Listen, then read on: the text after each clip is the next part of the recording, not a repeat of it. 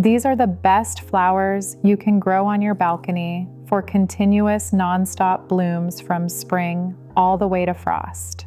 Whether your balcony gets blasted with 8 hours of sun or it sits in shade for most of the day, there are specific container gardening plants that will keep producing flowers for months on end with surprisingly little effort.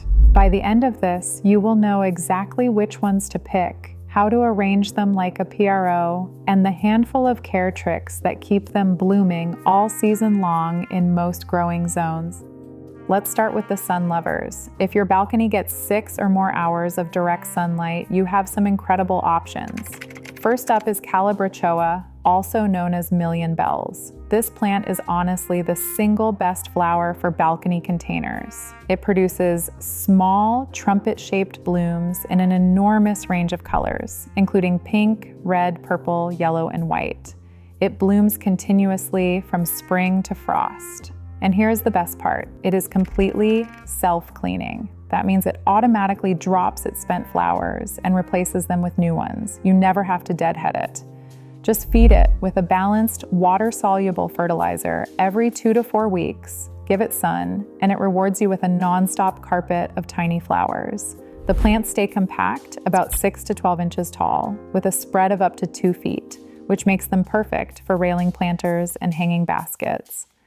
Calibrachoa was actually introduced to gardeners in the 1990s by Japanese breeders who discovered the original parent plants thriving wild in rocky coastal areas. They were literally called seaside petunias. That coastal toughness is exactly why they perform so well in exposed balcony conditions. Wave petunias are the undisputed queens of hanging baskets. These plants produce large, vibrant blooms all summer long, and they trail beautifully over container edges. Cities around the world use them in their massive street hanging baskets because they essentially create what looks like a giant ball of flowers. Look for varieties like Proven Winner's Supertunia series for reliable performance. The key with petunias is to pinch back the stems early on to keep the plants bushy. Then feed them weekly with a high phosphorus fertilizer, which is the nutrient that drives flower production.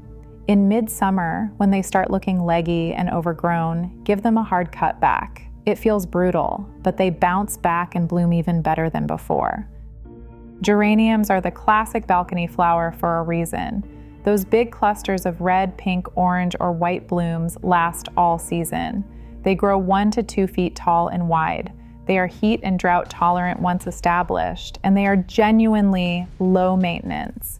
The one thing they do need is regular deadheading. Snap off those spent flower heads every few days, and the plant keeps pushing out new ones.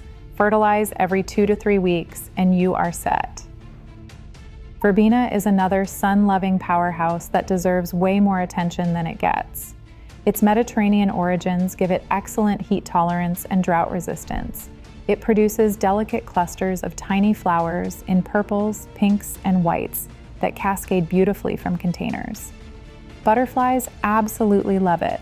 If you want your balcony to feel alive with pollinators and create a butterfly garden effect, verbena is your plant. Lantana is the one to pick if you want the widest range of color from a single plant. Individual flower clusters can contain shades of red, orange, yellow, pink, and purple all at once. It blooms from spring to frost, and it handles heat like a champion.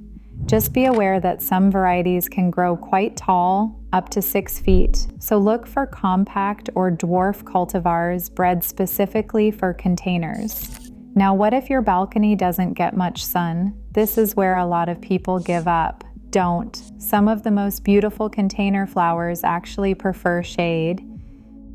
Begonias have been brightening dark corners for generations. They produce vivid blooms in reds, pinks, whites, purples, and oranges, and they come in both upright and trailing varieties. Trailing begonias in particular create a cascade of flowers that lasts from late spring all the way to first frost. They are ideal for railing boxes and hanging baskets on north-facing or shaded balconies. Impatiens are one of the most reliable shade bloomers you can grow.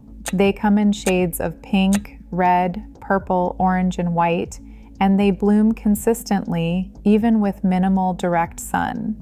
They do need consistent watering though.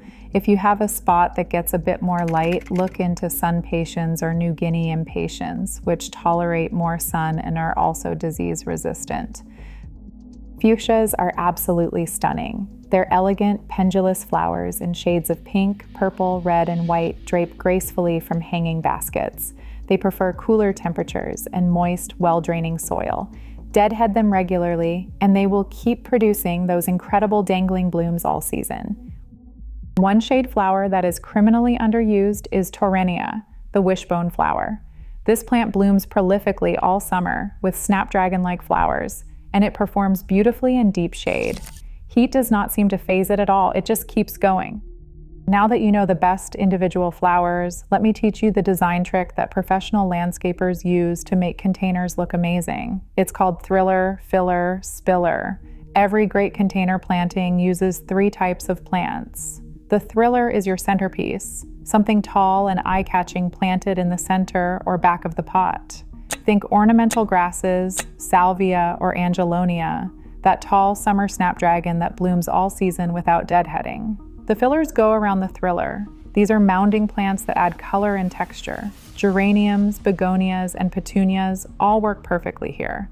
The spillers go at the edges, trailing over the sides of the container. Calibrachoa, verbena, trailing petunias, lantana, sweet potato vine, bacopa, and creeping jenny are all ideal spillers. If your container will be viewed from one side, like on a porch railing, put the thriller in the back, fillers in the middle, and spillers along the front edge. If it is a centerpiece viewed from all angles, put the thriller in the center with fillers surrounding it and spillers cascading over every side. Finally, the care basics that make the difference between flowers that fizzle out in July and flowers that bloom until frost. Watering is the single most important factor in container gardening. Balcony planters dry out fast because roots cannot dig deep for moisture like they can in the ground. On hot and windy days, you might need to water twice a day. Consider self-watering containers or drip irrigation systems for more consistent moisture. When you water, do it slowly and thoroughly. Let water penetrate all the way through the container until it drains from the bottom. If a pot is extremely dry, let the container sit in the drained water for about 30 minutes so the roots can rehydrate. The best time to water is evening or early morning, before the sun can evaporate moisture from the soil. Every container needs drainage holes and loose potting media. Without proper drainage, roots sit in water and rot, which leads to root rot and kills your plants. Put saucers with a layer of pebbles under your pots to keep them from sitting in standing water.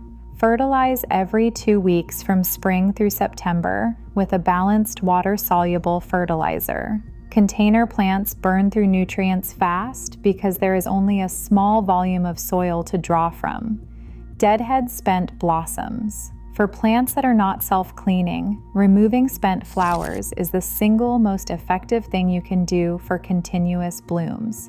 Every time you pick off a dead flower, you are telling the plant to produce another one. The more you pick, the more flowers you get. Those are the best flowers for continuous balcony blooms. Pick the right plants for your light conditions, arrange them using the thriller, filler, spiller method, and stay consistent with watering and feeding. Do that, and your balcony will be covered in flowers from the last frost of spring to the first frost of fall.